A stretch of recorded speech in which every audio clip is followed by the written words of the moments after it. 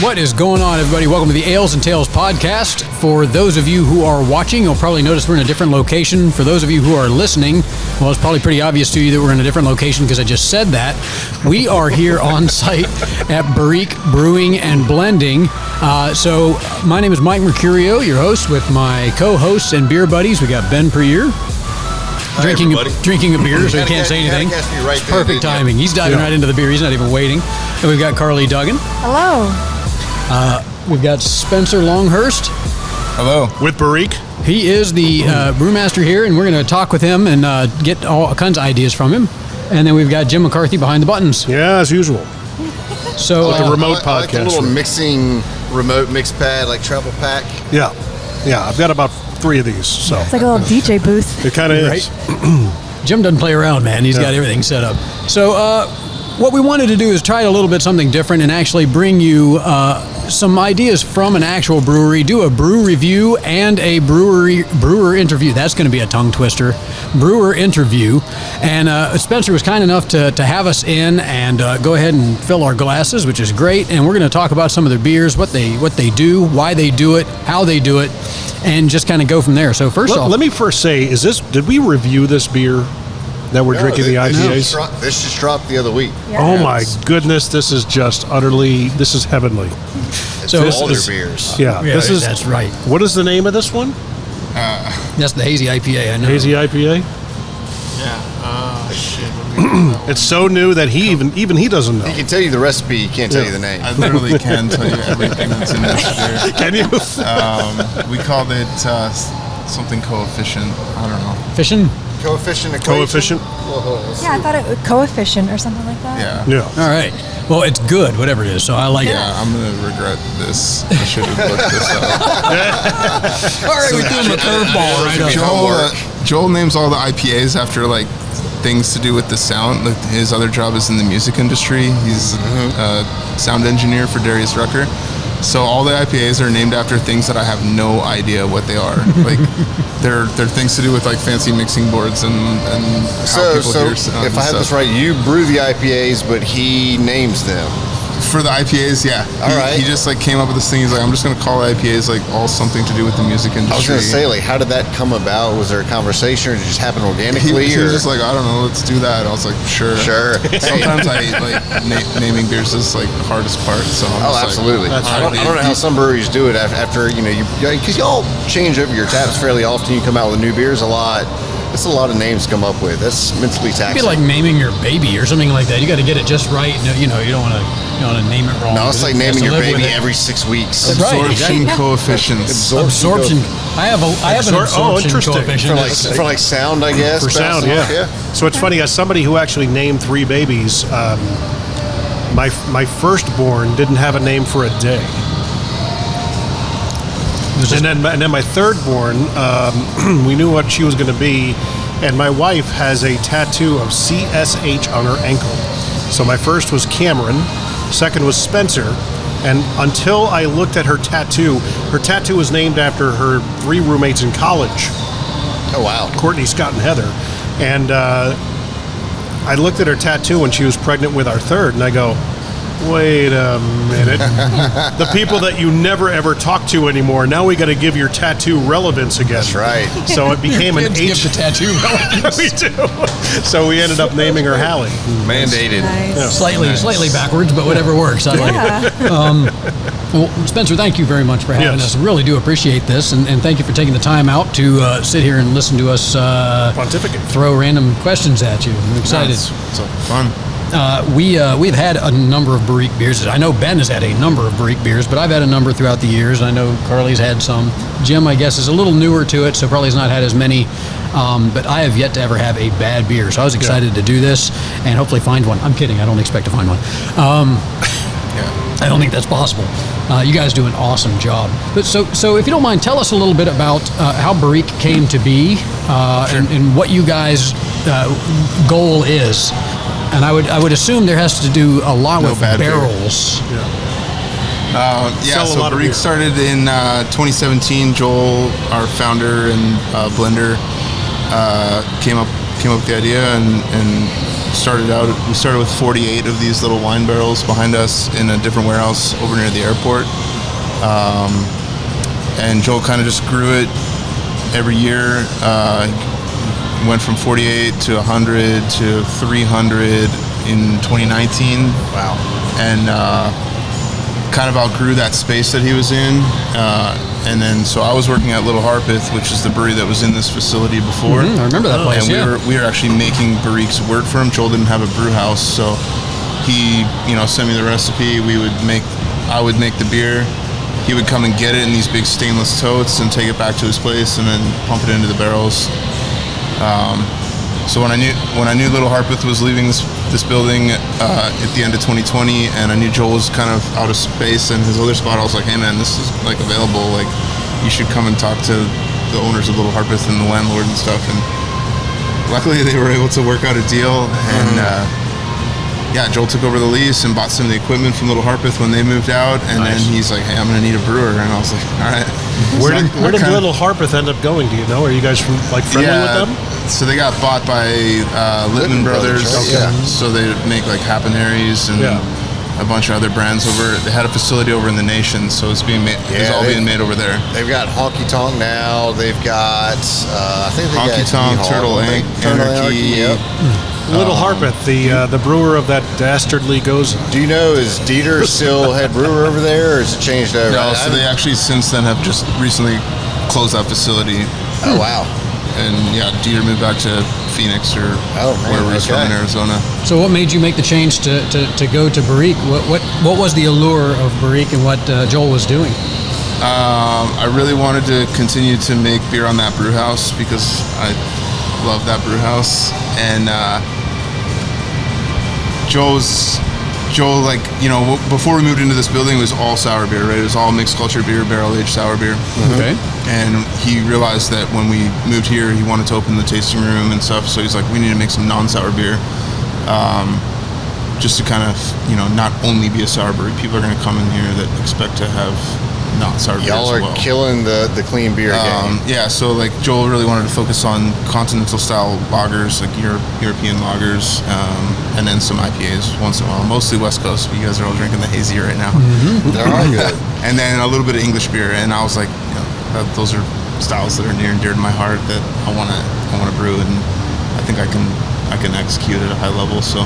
Is this one ready to take home? Like, do you have these? We have cans of that, yeah. We just canned that last like, week. can I just take this right now and go? It is so awesome. good. I know. What are the stats of this one that we're drinking? Do you know if, what's the ABV? It's that one's a big one. It's 8.7. Nice. Whoa. I couldn't remember the name, but I could tell you. So we're going to have to go and get something to eat after this, I suppose. It's a Before we drive double home. hazy IPA or juicy IPA, we're calling them. So you mentioned the English ales and things like that are kind of near and dear to your heart. If I remember correctly from a previous conversation with you, you were abroad for quite some time. Tell us a little bit about that. Yeah, I'm actually Canadian by birthrights. So We won't hold that against born you. and raised in Canada. But yeah, I've spent time living in the UK and Australia, and then I've been in the States now for 10 years. Between the abroad countries, what's been your favorite? Oh, without a doubt, Australia. Yeah? It's Really? God's country. You brewed beer there for a while, right? A little bit, yeah. Right on. That's cool. Are there any challenges with the climate there in brewing beer? I mean, you got to import all the American hops, so it makes IPA very expensive. Not that it's already, a very expensive style of beer to make. How fresh are the hops? Are you doing all cryo, or they come over frozen? And Yeah. the few suppliers that are sending them frozen, they came over in pretty good shape. There's also a pretty robust hop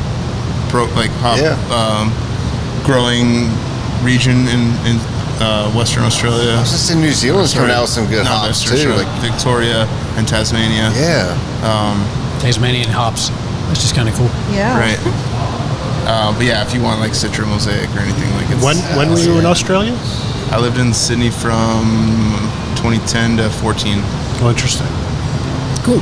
There's a country duo out of Tasmania named the Wolf Brothers. I don't know if you've ever heard of them, but I don't think so. But being from Canada, you must know Ryan Reynolds and Paul Rudd and Yeah, we're personally. super tight. the Yeah. guys Justin from Bieber. Rush Yeah. or Justin Bieber. Yeah, Rush played at my wedding. That's right. They are kind of a wedding band. Yeah. Bare Naked Ladies. Yeah.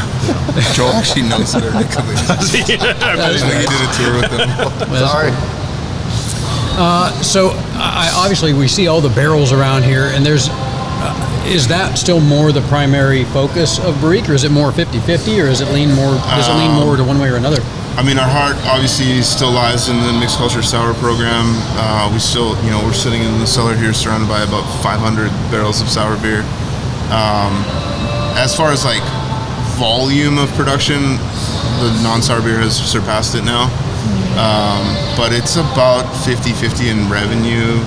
It's it's a more expensive. These beers sit in the barrels for 2 to 3 years. Like we charge a hefty price for them because it takes time and effort. A lot of money to make a beer like this. Right. So yeah, as far as like the revenue across the bar, it's pretty well split, which I'm still happy about. Like cool. When you make 6 to 8 times as much non-sour beer as sour beer, like maybe we're losing track of what Barrique was, and that's still a huge focus, is to make sure that we're still a sour brewery that makes some non-sour beer. Remains a part of Barrique, I'll stay happy. Well, I'll be happy. It's going to always be a part of Barrique. Yeah. Joel will never let it die, and neither will all customers. Like, in my humble opinion, I mean, it's world class stuff. It's stuff I would have no problem taking into Three Fontaine or Cantillon, being like, hey, here's some American sour I would love to share with everybody, and not feel ashamed. It's crazy. We actually started exporting a little bit to Europe. I'd be proud to take it in there and be like, hey, I know what y'all might think, but try this. Yeah, we've sent some beer over to Europe, and mostly sour beer. It just doesn't feel right to send lager over there. Like, we have sent some, but it's not economical with like how much we have to charge to ship it and everything, and like one-way kegs and stuff. Where in Europe are you sending the sours So we to? have a importer that is based in Amsterdam, and then they kind of take it throughout the EU. Okay. So we don't really like see where it goes or anything other than like untapped check-ins or Instagram tags or something. We're like, oh, cool. Our sour beer is undrafted in Belgium. It's like, well, that's super weird. Like, all this beer is inspired by, the Belgian sour tradition of brewing. I think I saw a post from somebody on one of the beer groups on Facebook about they were in, I think it was Belgium, and they found a Barrique, or it was, I know a lot of it ends up like in Amsterdam and kind of not too far from there, but yeah, we've seen Belgium, Switzerland. I had to fill in some extra paperwork for Germany because the whole Reinheitsgebot, like, if it doesn't have those, if it has anything other than call it beer? Exactly. So you just gotta call it something else. So yeah, it's like flavored malt beverage, and we had to like write like Tennessee growing peaches on this thing and send it to like the German alcohol tax bureau, whatever. Right. It was really weird. So I see obviously a lot of wine barrels, but I also noticed some bourbon barrels. Yeah, so all the sour beer, all the mixed culture beer gets fermented in oak and then stored in oak. Mostly ex-California wine barrels, reds and whites, kind of a mix. But we're not really looking for any like character from the wine per se. It's just a vessel that holds the sour beer. And then the whiskey barrels, and there are some rum barrels and some other like Madura and some weird other spirits, but we're treating those like a finishing cask. Okay. So we'll take mature sour beer that's been aged for 18 to 24 months or something, and then we'll just put it into this spirit barrel for like 6 to 9 months, just to pick up a little bit of that Round extra. it off with something. Yeah, exactly. Kind of like how Scotch producers are treating like wine barrels or Madura barrels or port barrels and stuff. Right on. So this might be a dumb question, but I don't know a lot about sour beer. So sour beer has to be fermented, or it has to be in a barrel for a certain amount of time for it to be considered sour, or how does that work? Well, sour is a flavor, so I mean, it's super convoluted these days with like kettle sours and quick sours, and there's even yeast that are producing lactic acid now.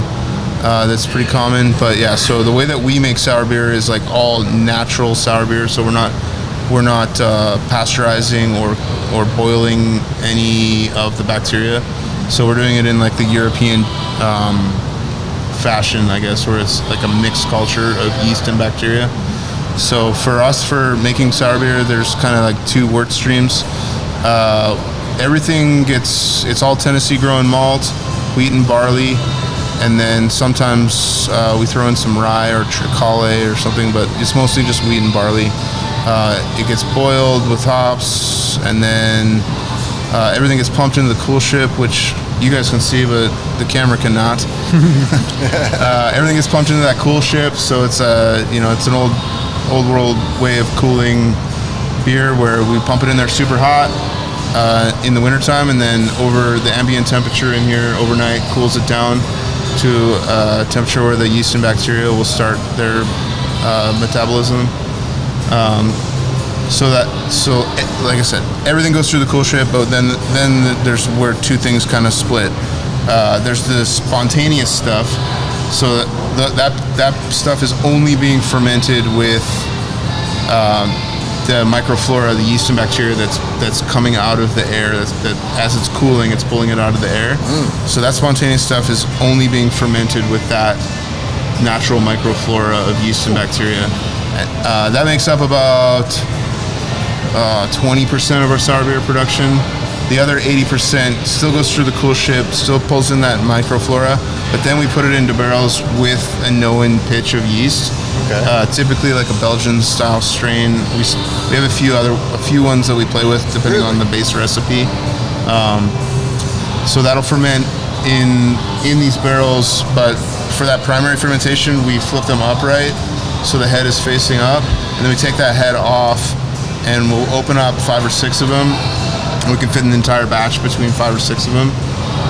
That'll ferment out in those open barrels for about a week, and then we'll pump it into a closed barrel and then push it back here into the back of the warehouse for maturation. So the bulk of the fermentation is done with a pure culture, we'll call it, from a yeast lab. Like, granted, it's an open oak fermenter, so like you get what you get. There is other microorganisms in it. Yeah, it's wild beer. Yeah. I keep calling it sour and non-sour because that's what we call it, like, internally. But like, it's really wild beer. Yeah. Well, there was another local brewer who said a wild does not a sour make. So not all wild ales. So most people want to call every Brett wild ale make sour. Yeah, and everyone wants to call a wild ale sour, and it's no. If it doesn't taste sour. Sure. I mean, it's because you get those Brettanomyces, Barnhouse. Think horse blanket when they get really strong. If you haven't ever had a strong Brett beer, or burnt leather. Horse blanket. When they get heavy, they get intense. I like a little light Brett. I'm really fascinated. I want to circle back because you said you use mostly Belgian yeast, and I feel like most of the time when I get Belgian yeast in a beer, it's very noticeable that it's Belgian. I've never, at least consciously, picked up on like those Belgian notes in your beer. So is it? So yeah, that primary fermentation is mostly done with whether if it's like a Barrique base or a blonde base, it's Sactois, which is a Belgian origin strain, but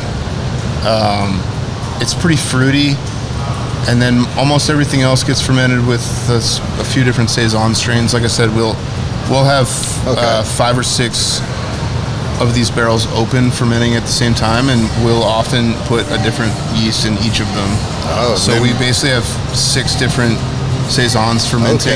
It's the same wort, same malt bill, same hops, but different yeast. And we'll try and usually keep them separate when we barrel them down into closed barrels, but inevitably, like, something has to get topped up with a little bit of whatever's next door and stuff.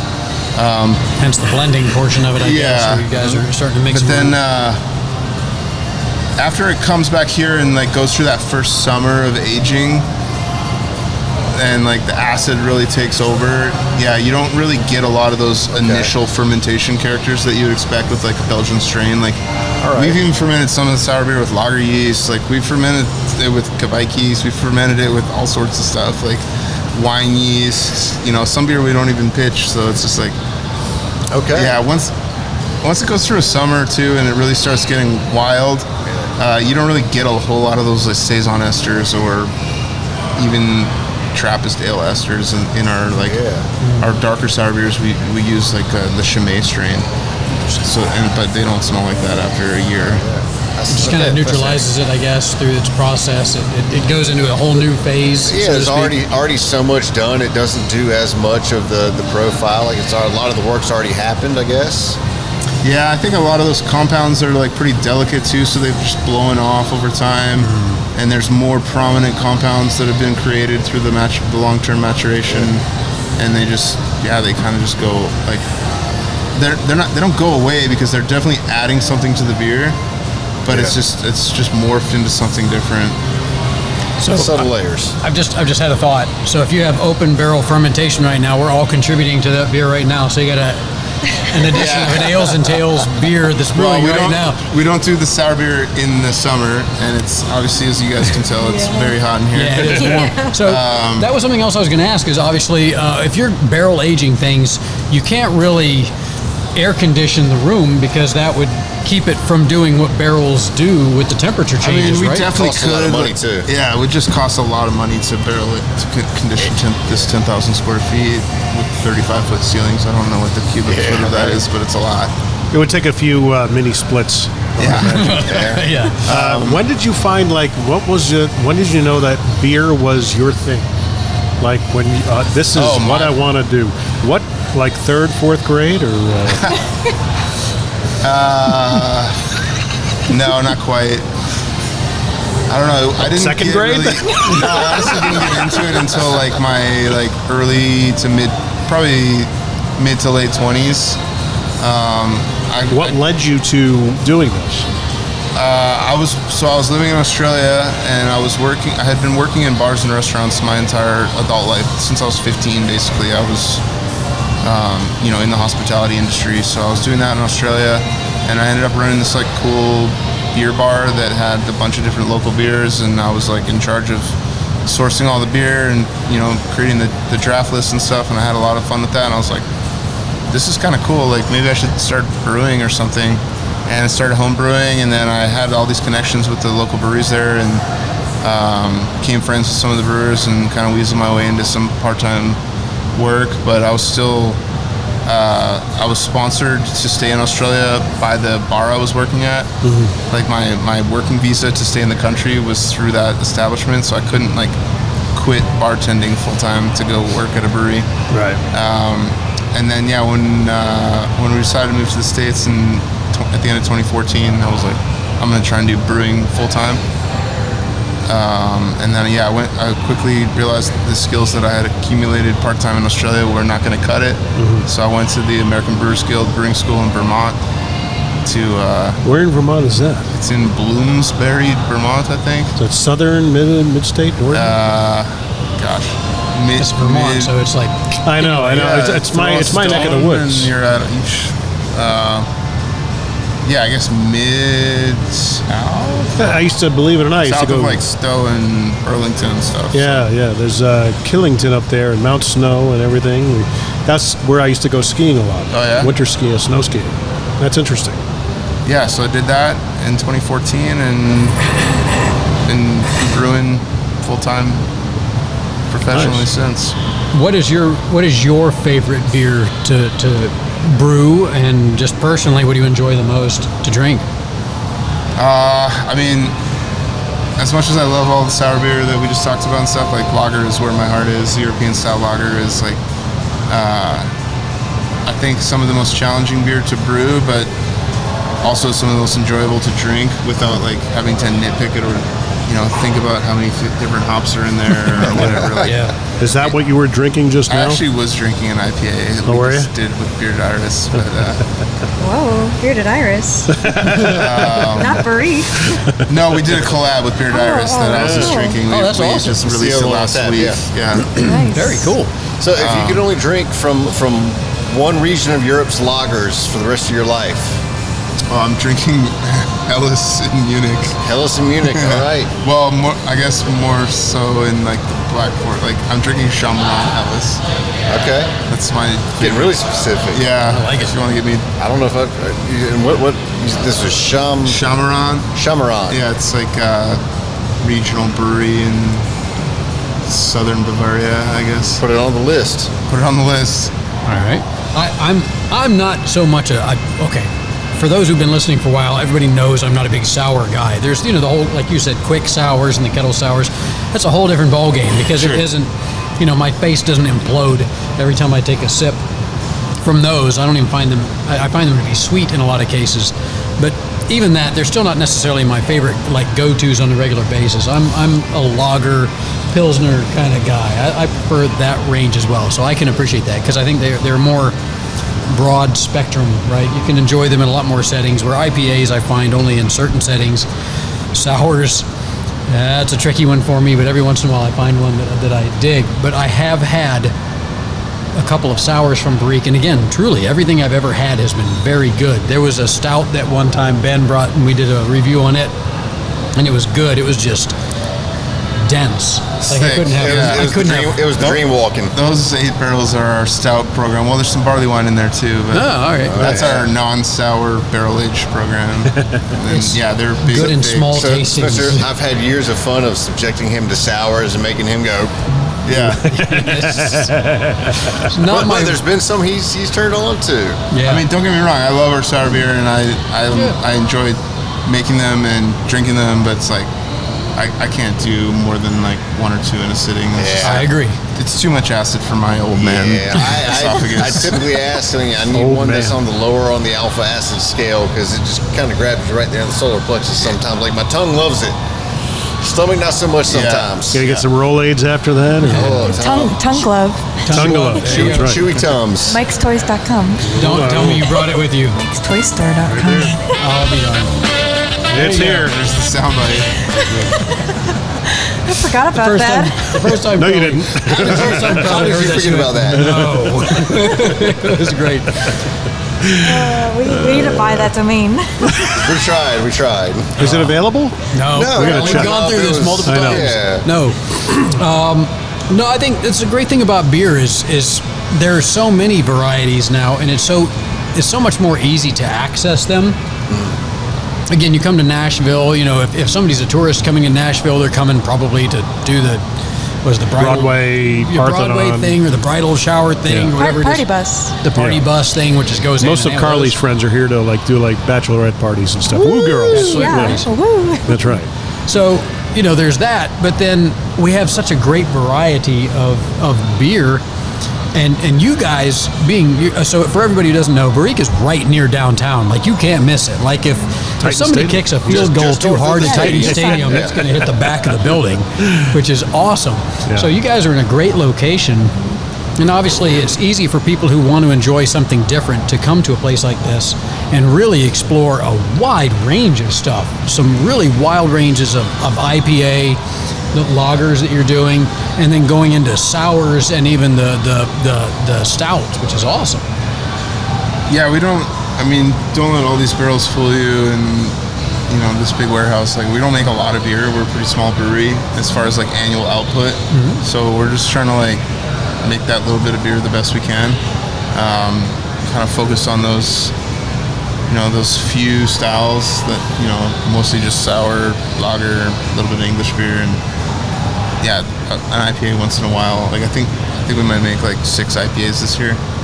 Those will probably make 40 lagers and 40 sour beers or something. What I want to know is how many smoked beers do we have coming out between now and the end of the year? We've got 2 on the schedule. Just 2? From now until the end of the year? Yeah, we're in mid-August. Yeah, y'all did 6 between now and the end of the year last year. So we did 6 total last year, and it was a smidge too much. Oh, it was fantastic. They started piling up on us a little bit. Okay. What's a smoked beer? Exactly like it sounds. You smoke the malt. So kind of like Scotch, you have the smoked malt and Scotch. I can't believe you don't know what a smoked beer is. Right. Rock beer. Yeah, noob. Jim's like, what? Even I don't know what that is. Oh, okay. All right. So I'm very interested. Tell us a little bit about those. Smoked beer, or in Germany it's called Rauch beer, which translates to smoke. It's kind of a big thing still in Bamberg. Hold on, let me How far back? You want the whole origin story? No, you don't have to go that far.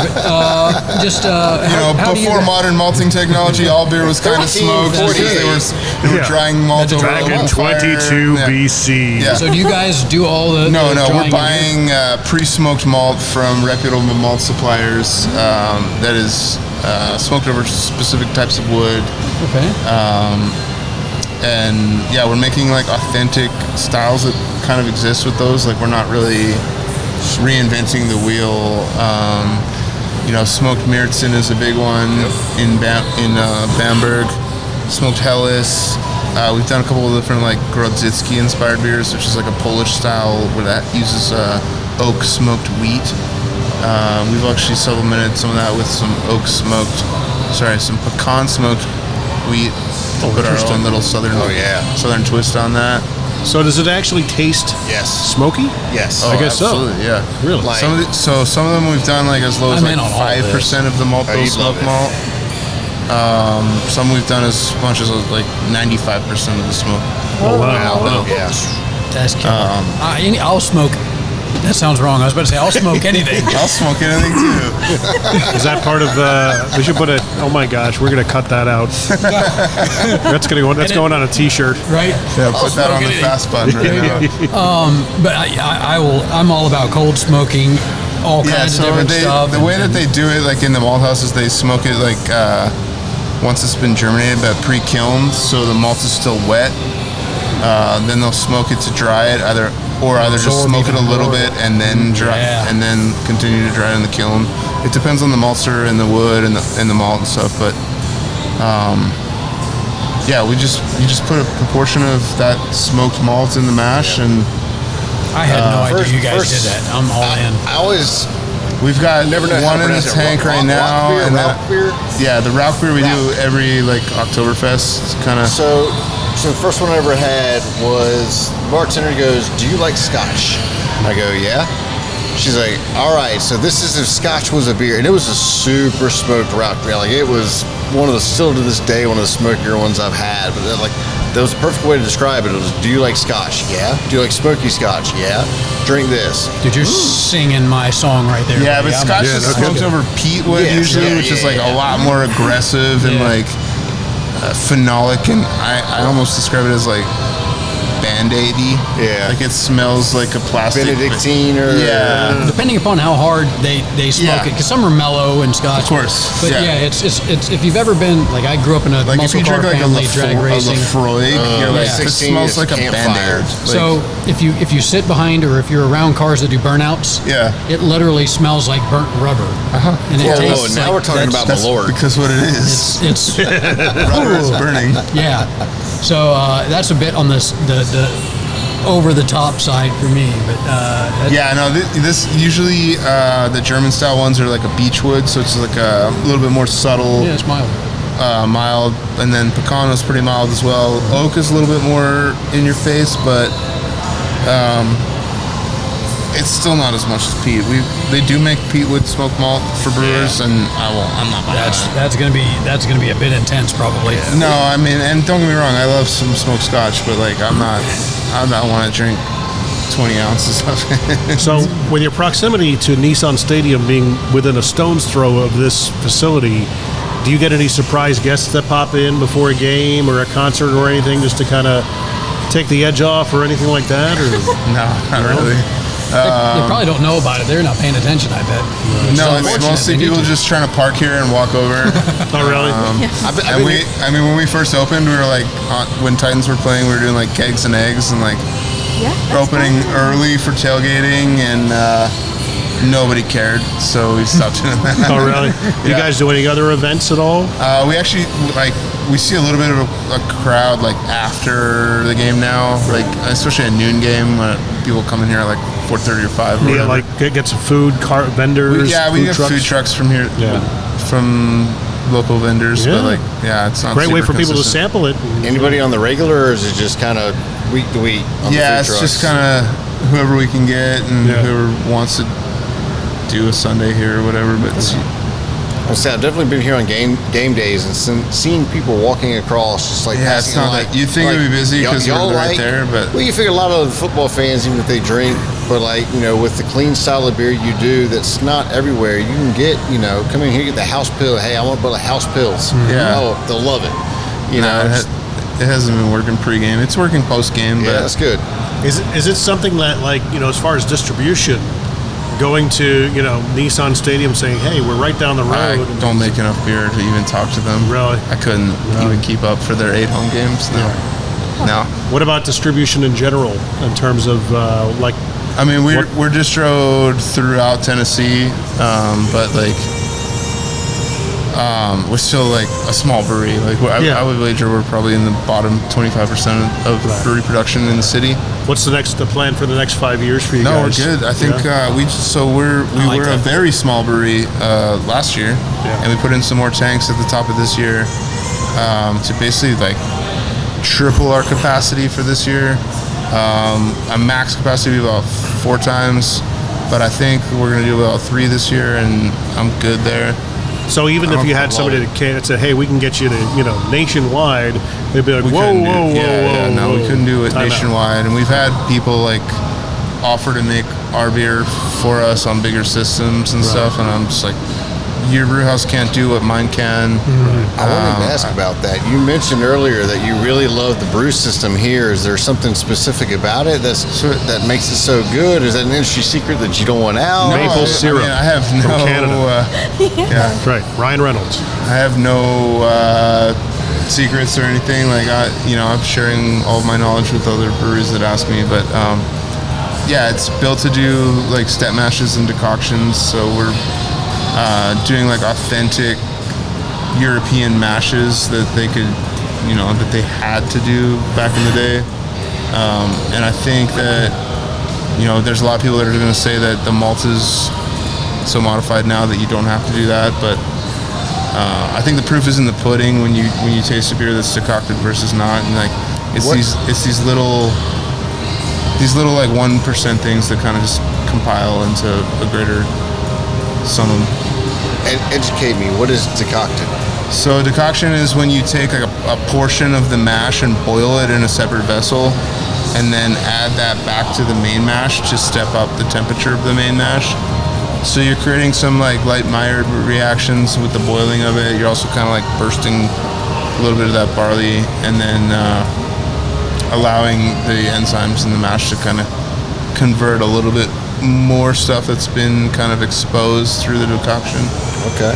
So were you like a chemistry kid? No, actually, my 9th grade science teacher told me I'd never go anywhere in life. What? Oh, you gotta love when Have you teachers sent do them a that. beer and gone, you were wrong? Or do they do that just to put the boot in the butt? I think a lot of them did because, look at me. Yeah, right?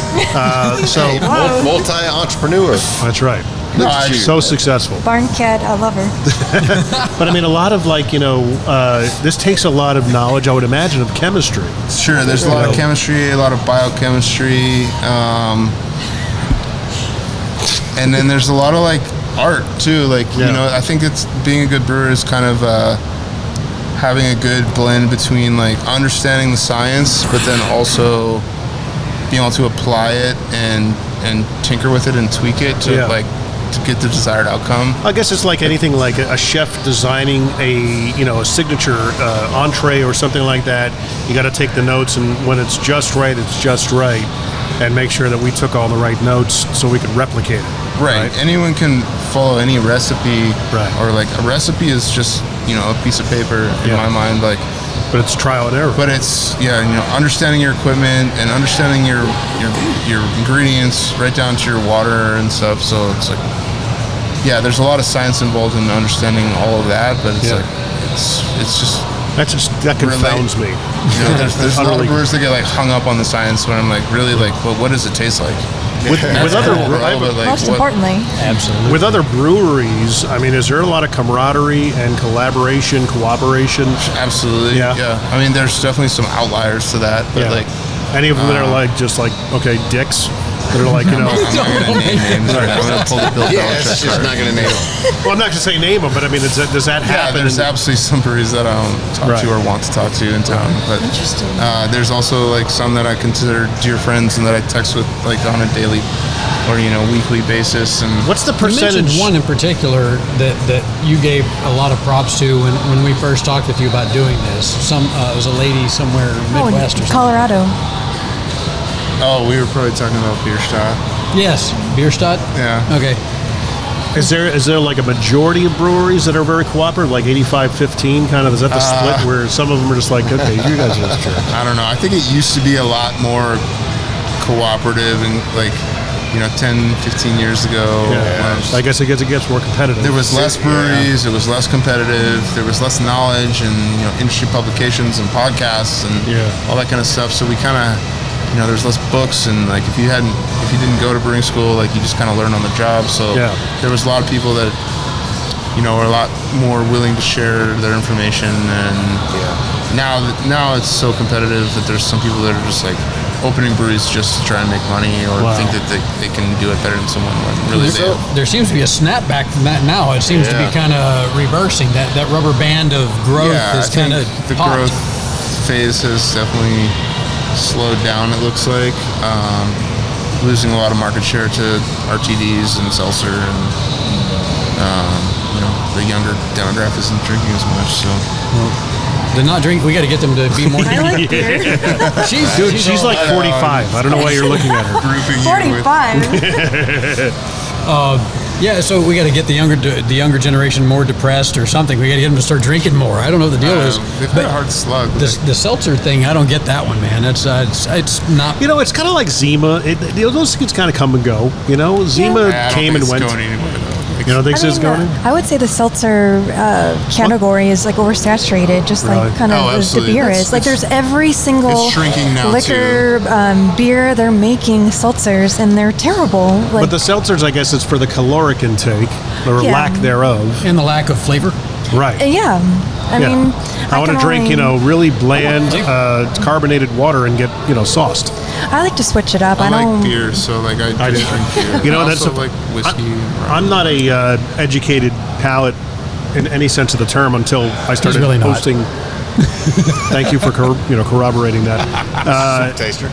But until I started, participating in this show, it's really opened up a lot of just, oh my goodness, my wife and I, are now getting into it. So it's like, it's really fun, just to kind of, just bringing this out and looking at the haze, I'm going, oh my gosh, that's going to be a nice tasting beer. That's so It's- bizarre too, because if you got into beer 15 or 20 years ago, you'd have been like repulsed by this. What is this crap? Like I went to brewing school and they taught me how to Hazy. make clear beer. Like Right. there was no such thing as hazy, Hazy. IPA. Right, you want to get as clear Additionally, as adding possible. notes to make it Yeah. hazy and I didn't know how to make this style of beer, and I still don't know how to make it. Like I'm just Well, you did a good job. Oh my gosh, that was killer delicious. Spencer, you're very good at following a recipe then. no. So we started dabbling in hazies maybe 2 years ago, but like by dabbling I mean we make like 1 or 2 a year. Yeah. Well, if that's all, you're doing a killer job. Gosh, And dang, that was a good beer. I called everyone I know that makes great hazy beer, and I was like, "Hey, how do I do this? Like, I'm gonna make one. Please tell me." And Well, you're a I'm good listener or fortunate to have a lot of friends in the industry that are really good at sharing their info. And Who gave the best piece of advice on making the hazy? Peter Kiley from Monday Night. All right. Also, Shout out to Peter. Yeah. Also, a few other people. The guys at Burial. Kelsey at North Park. Talk about naming beers. Oof. Yeah. There's a lot more info out there now to try and make a hazy beer, and I think a lot of it comes down to hop selection and when you're adding them, and like the quality of the hops you're getting, and just kind of being particular. And it's just a really expensive beer to make, and Yeah. Oh, the hazy is? yeah, that's by far the most expensive beer we make, and So worth it. the yields are garbage, so it makes the price per pint even worse. And, So, yeah, we don't distro those. That's taproom only. okay, that's good to know. So for those of you who want to explore these types of beers that were the IPAs, you better come here and try it directly, which is worthwhile to begin with. It is total. This Just alone. to come and enjoy the place. Hop on a flight and get here just for this. This was just. Blew my socks off. Now there was 3 kegs and 20 cases. Like, wow. it's Just not came gonna- and we just got here in time. we released that on Friday of last week, so it'll be sold out like by next week probably. Okay, so I better stock Awesome. up. Yeah, 2 weeks. I'm taking a case. It's a tiny batch. Okay. I'll take a keg, please.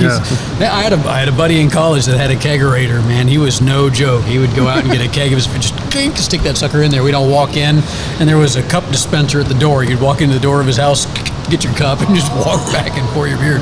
It's a nice way to live. Regular domestic was. beer, if you had to choose amongst all the biggies out there, what's your preferred go-to?